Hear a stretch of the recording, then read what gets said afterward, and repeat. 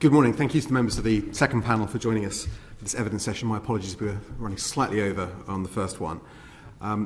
If I could just start off by saying, obviously, the purpose of this committee is to look at the government's proposed legislation on online safety, and in particular, for this panel to discuss the prevalence of abusive behaviour towards sports stars, footballers in particular. But of course, our focus is defined by the bill, which is looking at online abuse. And we would not, at the start of this, pretend that racist abuse only exists in online environments. And obviously, scenes that we see consistently within football stadia are a particular cause of concern, and not about online environments, but about real and physical environments. I wonder if I could ask Rio Ferdinand, if I could ask you first. There are over 100 men, or non-white men, who have represented the England national men's football team. And yet, despite that, not even that status can protect people from the personal abuse that they can receive, particularly on social media. Given your career, how disappointing is it to you that we still remain in this position where this scourge of racist abuse directed towards footballers that we may have thought once upon a time was a feature of life in the 70s and 80s is still something that affects players today? Thanks for having me here first and foremost. It baffles me. It's disheartening. In the 70s and 80s, it was something that was a lot more common. We went through a period where maybe it was under the carpet or it was behind the scenes a little bit more. But now you can see the data is telling us that it's here and it's back.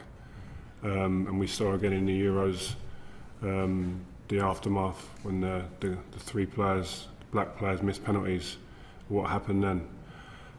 It's obviously disappointing, but at the same time, when those three black players for England missed those penalties, the first thing I thought was, let's see what happens on social media. And I know I expected what happened to happen, and that's the disappointing thing.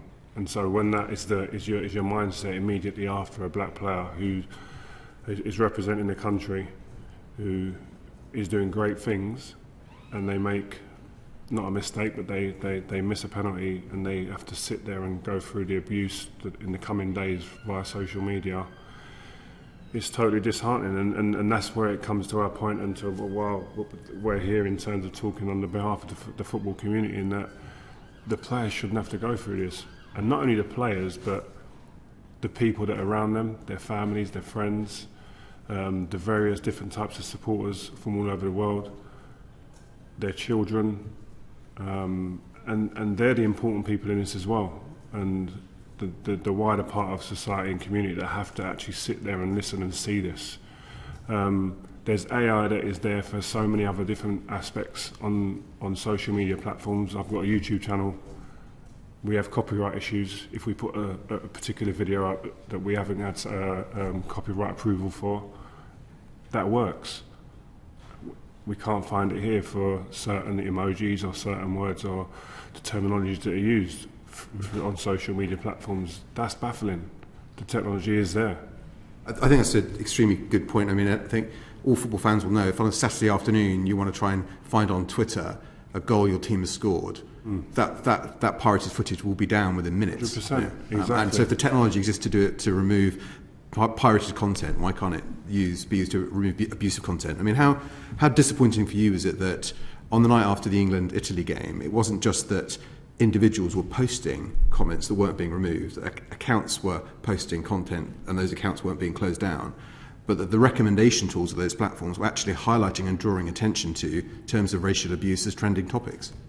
Well, yeah, exactly. And the perpetrators are allowed to stand behind a curtain at the moment. They're allowed to stand, they're allowed to post, these keyboard warriors are allowed to say and spout all this abuse from behind the curtain. They're anonymous. And that is an absolute problem for everybody in society. The fact that you can be anonymous online, like this is a good example we were speaking about before.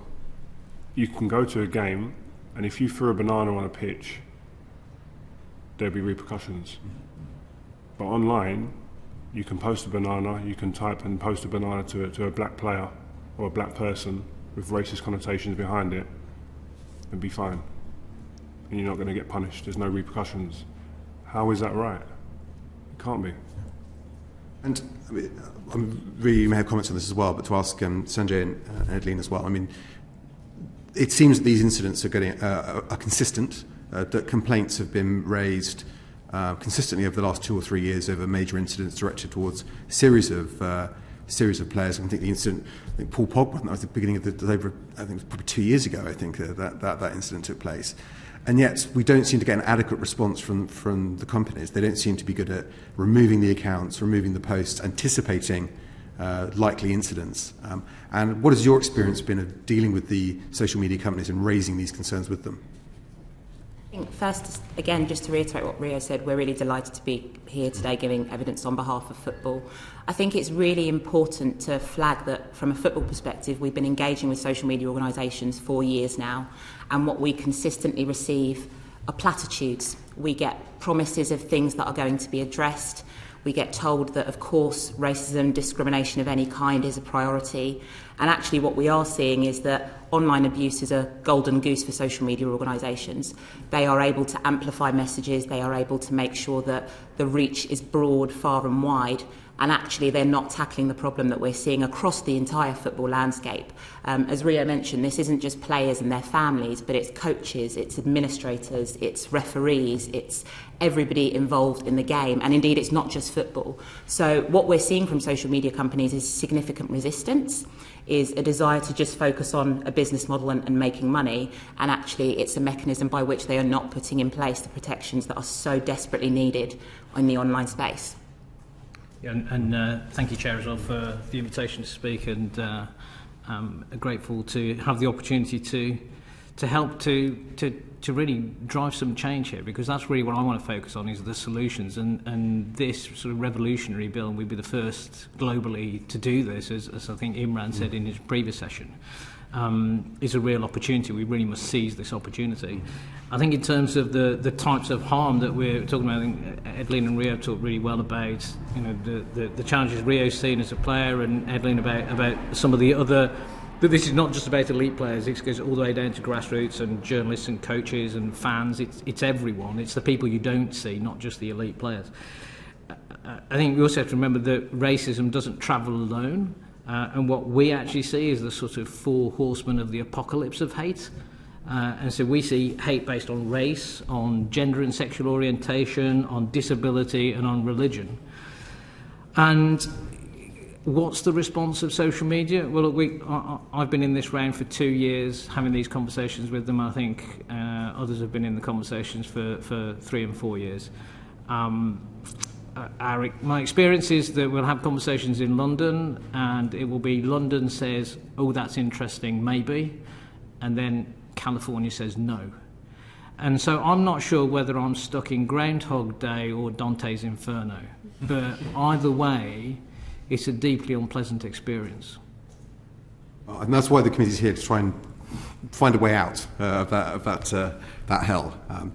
Just finally, from me, I mean, are you concerned, Rio Ferdinand, are you concerned that the prevalence of this speech, this content, this dehumanising language on social media is giving licence to racists, effectively, to speak out, to seek other people of similar opinions, and to act in a concerted way to deliberately target and dehumanise sports stars like footballers? 100% I agree with that. I think it's normalising racist behaviour. It's normalising racist language. If you put it in a context of a young person who supports, admires a certain player, whatever level that is, whatever football club they support, and he's looking through that feed and seeing racist language, or that player now is not his favourite player because he missed a penalty maybe, and he's seeing the racist language that is now being put towards that person that he's now not in favour, that normalises that type of language. So that young person then goes into his network of friends, either on social media platforms or face to face, and he's seen it, and it's not been, there's no repercussions for that for the person who put that online. It's fine, it's normal. So I'll do that at school, and I'll say it at school. It's okay. When there's no repercussions, there's nothing going to be done to actually put that person in place, put that person in the spotlight, take them from behind that curtain to expose them as to who they are, spouting this ridiculous language, ignorant language, then people are going to find it and think it's normal. And I think I don't know what other industries there are in the world where it's okay to spout such language and be okay and get away with it and be able to hide behind the curtain as we do online. Ian Russell. Thank you, Chair. If I may address you, Mr. Ferdinand, in the first instance. What we don't often hear is the real human impact of this, and I wondered if you'd mind expanding on the impact this awful abuse has had on you and other players, but also on families, because I often find in our position, in public positions, it's my family and friends who are most offended and hurt by what people might be saying about me as a politician. Would you mind expanding on that and tell some of those stories, please? Well, when you sit at home and you on one of these devices that we've all got and that are in our hands probably 80% of the day, 90% of the day, and you look on there and there's negative discrimination on there, and that language is there and prominent for you to see. Self-esteem, your mental health is at risk, and it all depends as well sometimes where you are in your life. And some people are at a low ebb anyway, and then to see that as well just has further impact. Everybody receives this type of discriminative language very differently, but it does hurt. And again, it's important to stress it's not just about that person, it's the wider network of that person, what it does for them, friends and family. Me personally, I've seen members of my family kind of disintegrate at times with situations like this.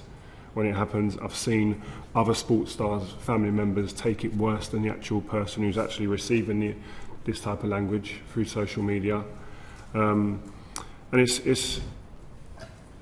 think it's hard sometimes for people to understand, and some people say, oh yeah, but it's only coming on the phone, just ignore it, turn it off. And that's what a lot of the social media platforms say when you speak to them. It's down to the victim to report it or put the blocks in place through turning certain things off on your device so you don't see it. Well, that's not stopping the problem, is it? And I think that's an easy cop-out for the social media platforms when they put forward ideas like that in the way that we can kind of quash this situation. And if I may ask just on that point, you mentioned about your YouTube channel and copyright and the profiteering that happens from advertising and so on. Do you think that Facebook, Twitter, these channels are effectively profiting from prejudice as it currently stands? I think they do. I think Imran spoke very well and eloquently about that before. Any type of conversation is profitable and is good for these companies. I'm a part of that ecosystem in terms of producing content that you want to be shared and liked. But if it's wrong, I think there needs to be things in place to make sure that it is dealt with properly and there are the repercussions in place. And just to go back to the point I was talking about before, about experiences, and like a big impact as well when these social media messages come through online, the hate online comes through to you as an individual.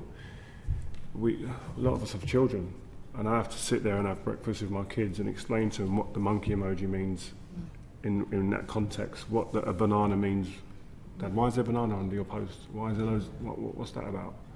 And me having to do that in today's day and age when there's AI and resources available for these companies to be able to deal with these situations, so that I as a parent don't have to go down this road and explain that.